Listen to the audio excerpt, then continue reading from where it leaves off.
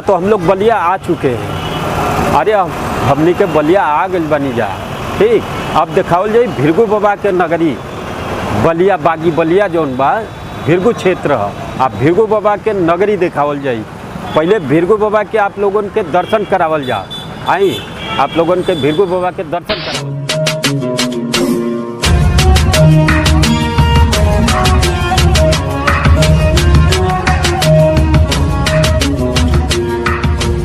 भिरगु बाबा के मंदिर में, और भिरगु बाबा के मंदिर में आके थोड़ा सा तनी घंटा बजा दिया,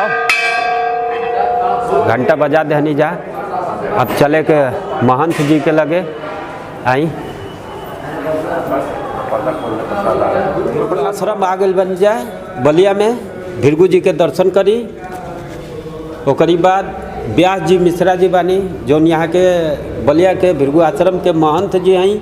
यहाँ से डोबरा सबके बतावल जाई आकि यही भिरगु आश्रम के स्थापना भई रहे भिरगु मुनि के कि कहीं और ही। नमस्कार जी। तारा टीम के हमारा तरफ से आशीर्वाद बा ढेर सारा, और जे भी चैनल देखे ओकर आशीर्वाद बा। ये भिरगु जी के तीसरा स्थान है। इससे पहले गंगा जी के ओ साइड में भिरगु जी का स्थान बा। ओकरा बाद गंगा जी के बढ़ाव हो गए, काली कि जे गंगा जी बहुत रहली, तो भिरगु जी हमेशा उत्तर दिशा भागल बनी, तो ये बगलिया में रहे जे बगल में। तो फिर गंगा जी के थोड़ा दिक्कत भइल, मंदिर हिले लगल, जैसे तैसे उठा के भाई लिया के रखल जाई। हाँ। तो पहला हो गई यहाँ, दूसरा हो गई, फिर यहाँ प्रतिष्ठित कल गई, तो ये तीसरा बा। अच्छा। वहाँ के चरण पादुका के कर पूजा होला। अच्छा, तो गंगा जी के वो पार तो बिहार में पड़ गई जी, उत्तर प्रदेश। अच्छा। और ये जौन बा मूर्ति तो हर जगह भी है। हाँ। लेकिन असली मूर्ति यही जा भी है। अच्छा। स्थान असली यही जा बनावल। अच्छा, बलिया में। हाँ, यही से भिरगु आश्रम के नाम से मने हाँ इलाका बा। देखिए जहाँ ऋषि लोग रहेलन ओकर क्षेत्र हो जाला। अच्छा। जैसे आप घर में बनी तो कहब कि हमार घर हो। अच्छा, नियर अबाउट को किलोमीटर में यहाँ क्या वही क्षेत्र भिरगु आश्रम? भिरगु आश्रम के परिधि तो अपना जानकारी में नहीं है लगभग, लेकिन मान के चले कि 2-4-5 किलोमीटर। हाँ, 2-4-5 किलोमीटर नहीं है। देखिए हर एक जगह यहाँ के चर्चा चलेला, ऐसे कि लड़का अगर विदेशों में जालन सा, चाहे कहीं भी भर्ती में जालन सा, हर जगह तो ये के जयकारा उद्घोष होला। लेकिन ई जौन मेन स्थान है एजा दरदर मुनि जौन छोटका मूर्ति देखत नहीं, भिरगु जी के चेला हम दरदर मुनि। अच्छा अच्छा, का नाम है? दरदर मुनि। दरदर मुनि, हाँ। अच्छा, तो उहे के नाम पर ददरी मेला लगेला। अच्छा, ऐतिहासिक मेला है। 4 गो क्षेत्र, पहला भिरगु क्षेत्र, दूसरा हरिहर क्षेत्र, तीसरा बारा क्षेत्र, चौथा कुरु क्षेत्र। अच्छा, ये चारों एक संगे मेला लगेली सब। अच्छा, एक संगे लागी। खाली कि हरिहर क्षेत्र में सोनपुर के मेला हो। हाँ। हैं, पुष्कर प्रयाग बाटे, ये सब क्षेत्र बनावल बा सबके। अच्छा। वेद पुराण में 18 पुराण सर्वसम्मत बा। ऐसे 21 पुराण मेन हो, और बाकी ऐसे देखा जाए तो पुराण तो ऐसे 72 हो, लेकिन लोगन की जानकारी 18 गो ही मेन बा, जौन की मान्य कइल बा। भाई जो अपना अपना मत के बा। और भिरगु बाबा के बारे में अनेकों धर्म के मानने वाला रहलन, तो कहलन कि भाई एक निर्णय कैसे होगी कि बढ़ हो। तो ब्रह्मा विष्णु शिव के मानने वाला व्यक्ति जौन बा आयल यहाँ की है, यहाँ से कहलस भिरगु जी जौन ब्रह्मा के मानस पुत्र होन, कहलन कि भाई रउए सब कुछ करे में सामर्थ्य बने और रउआ करी निर्णय। तो कहलन कि भाई हम विष्णु के शिव के तो ले लेकिन अपना पिता के ऊपर इच्छा ना ले सकेला। तो कहलन कि ना ही रउआ के मानल बा श्रेष्ठ, तो ऐसे रउआ जौन बा जाके वहाँ के देखी भाई रुआ सब कुछ बानी। तो बोल कि ठीक बाटे। तो पहले अपना ब्रह्मा जी के यहाँ गइलन, ओजा देखलन कि पिताजी नहीं खन, बाबूजी नहीं खन, तो वो जौन बाटे वो ये आसन पर आरूढ़ हो गइलन। आसन पर आरूढ़ हो गइलन, बैठ गइलन। लोग आके देखलन ब्रह्मा जी कि भाई हमार बेटा बा, हमके प्रणाम भी नहीं के करत। पहले साधु संत महात्मा भी सूत के प्रणाम करल, तो लोग घुटना छू के कपार छू के लोग प्रणाम करे के शिष्टाचार भूल गइल बा। कहले कि प्रणाम सो के पुरुष के, स्त्री के जौन बा ऐसे प्रणाम हो। कहले कि उसके जौन बा सीना पृथ्वी के टच ना करे, छू ना सके। यहाँ के बैठ गए कहलन कि भाई ऐसा पुत्र रह के का फायदा। ब्रह्मा जी कहलन ऐसा पुत्र रहल ना रहल बराबर बा, एक जला के भस्म कर दिहल जा। तो माता सरस्वती जी पकड़ ले हैं। अच्छा, कहले कि वो ब्रह्मा के पत्नी है, एक तरह से पुत्री भी है, एक तरह से पत्नी भी है। ये वेद पुराण के उपनिषद के कहावत बा और सत्यता भी बा। खैर ओकर लंबा प्रोसेस बा, तो वो शब्द से हट के जौन बा मूल केंद्र बिंदु पावत नहीं। तो वहाँ के जौन बटे कहनी कि पिताजी आप में बहुत ज़्यादा क्रोध बा, आपके मूर्तिवत पूजा ना हो, चूँकि पुष्कर में बा, पुष्कर में वहाँ के मूर्ति बा ब्रह्मा के। अच्छा, लेकिन अन्य जगह नहीं खे। अच्छा, आपके ब्राह्मण अग्नि गौ कुशा चारों के आपके स्थान दे के पूजा हो जाए, पर आपके मूर्तिवत पूजा ना हो। लेकिन क्रोध ब्राह्मण बहुत जल्दी गुस्सा करेला और ब्राह्मण जो धीरे से फिर नॉर्मल हो जाला, सौम्य हो जाला। ऐसे ब्राह्मण के अंदर जो बा ब्रह्म के बा, ब्रह्म वाक्य जो कह दे तो पत्थर पर खींचल लगी। ओकरा बाद जौन बा रुद्र के यहाँ गई, भोलेनाथ के यहाँ, तो शंकर जी पार्वती जी जौन बटे आपसी प्रेम वार्तालाप में संसार क्रिया में निमग्न रहली लो। तो देखले कि भाई ब्रह्मा के पुत्र होता तो बड़ा उत्साह भले कि अतिथि आवेला तो बड़ा खुश होला व्यक्ति। अब तो लोग अतिथि के नाम से डेरा जाता कहले कि अतिथियों ऐसा नहीं खन, अतिथो भवन नहीं खन ना। तो ऐसे पहले शिष्टाचार के रहला, सम्मान रहला, अब शिष्टाचार जौन बा कुलीनता में आ गई बा। ऐसे लोग डेरा जाता, सम्मान नहीं खन करो, वैसा व्यक्ति भी नहीं के ना। तो अब जौन बटे यहाँ के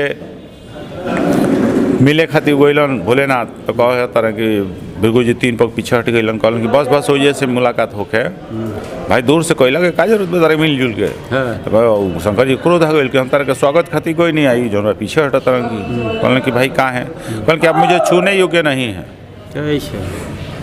तो कहलन कि भाई कहाँ हैं? कहलन कि शमशान की विभूति लगाते हैं, नरमुंडों के माला पहने नहीं, मुंड माला तरुआ दे में जौन बा सांप बिच्छू लपटा रहेला।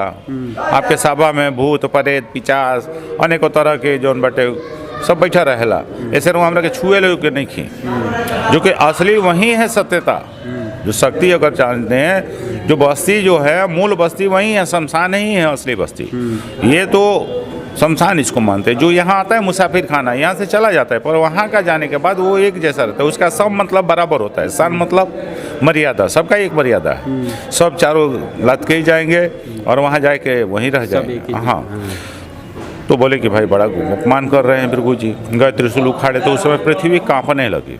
माता पार्वती ने पकड़ा, बोला कि आप स्वामी क्या करते हैं? ब्रह्मा का पुत्र है तो हमारा भी है भाई। तीनों मूर्ति एक है, त्रिमूर्ति, और तीनों वह नहीं है, सरस्वती लक्ष्मी और आदि शक्ति भगवती। तो आप शांत हो प्रभु। तो भृगु जी उनको भी श्राप दिए, कहते हैं कि आपका ब्रह्मांड स्वरूप जो है लिंग का पूजन होगा। एक किंवदंती भी है, आपने सुना है कि काम स्त्रियों को जो है मोहित करने के लिए भोलेनाथ जो है काम रूप का धारण किए, तो ऋषियों ने श्राप दे दिया कि आपका लिंग टूट के गिर जाए, क्योंकि पथभ्रष्ट कर रही है भाई शक्ति से। वो तांडव मचाने लगा, तो भगवती ने आके उतनी योनि में धारण किया, तो शिवलिंग का निर्माण हुआ। ये वेद पुराणों की कथाएं हैं। और वहाँ से जो पृथ्वी काटने लगी, तो भृगु जी देखे गए, विष्णु भगवान देखे कि भाई कैसे हो रहा है, कि भाई ये क्यों काँप रही है पृथ्वी। ध्यान लगा के देखे तो बोलते हैं कि भाई त्रिदेवा की परीक्षा बा, और एजा जौन बटे विष्णु भी हम ही बानी, या संसार के संचालक भी हम ही बानी, और ब्रह्मा और शिव जौन बाबे परीक्षा में फेल हो गए।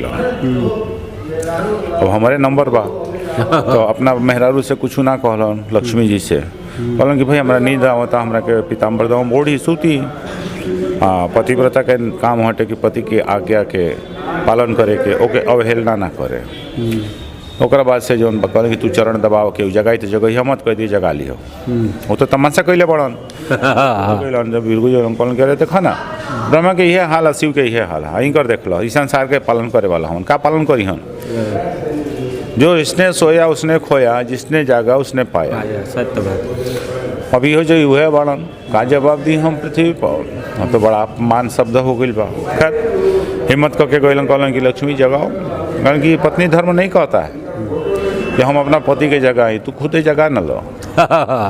तब ओकरा क्रोध आ गई, वो एक दाहिना पैर खींच के मरलन छाती में।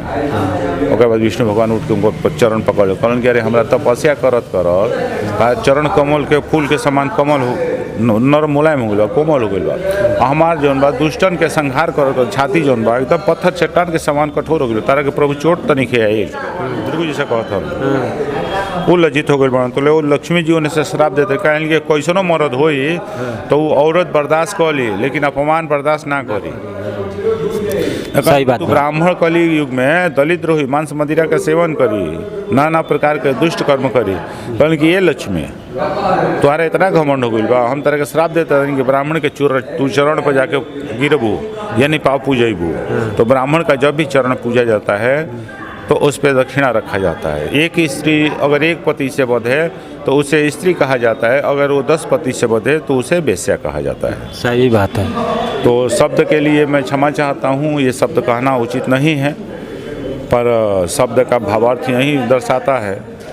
भाई मैं जो भी दर्शक हैं उनसे क्षमा चाहता हूँ, क्योंकि ये शब्द का प्रयोग उचित नहीं है, संसारिक और सनातन धर्म के लिए मान्य नहीं है, पर कहना मजबूरी है।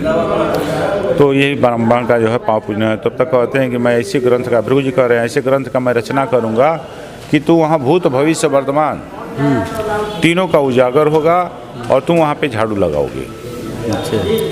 तब तक भृगु जी को जो है श्राप देते हुए विष्णु भगवान ध्यानस्थ हुए, देखे लक्ष्मी और उनका जो है कुछ और लक्ष्मी कह देंगी तो बस बस बस बस तुम लोग रहने दो भाई, शांत हो, हमारा जो है वार्तालाप हुआ है, तुम अपना उसमें क्यों दखल कर रही हो। लक्ष्मी जी को मना कर दिए तो भृगु जी लज्जित हो गए, वहाँ जो है क्षमा याचना किए तो विष्णु भगवान में चरण दिए, भृगु जी को उस पर आरूढ़ कराए बैठाए और आकाश मार्ग में भ्रमण करता हुआ यहाँ शुद्ध भूमि गंगा के तट पे आके गिरा। यहाँ 88,000 ऋषि आके तपस्या किए और इसके बाद उनकी यज्ञ की विभूति भृगु जी का चरण खड़ाऊँ मृगचौर तूतिया कलर का संगमरमर है, उस पर अभिमंत्रित करके मंत्र लिखा गया है। अच्छा। हाँ, और उन्होंने भृगु संहिता का निर्माण किया है, सब कुछ इसके अंदर प्रतिष्ठित है, इसी का विशेष पूजन होता है।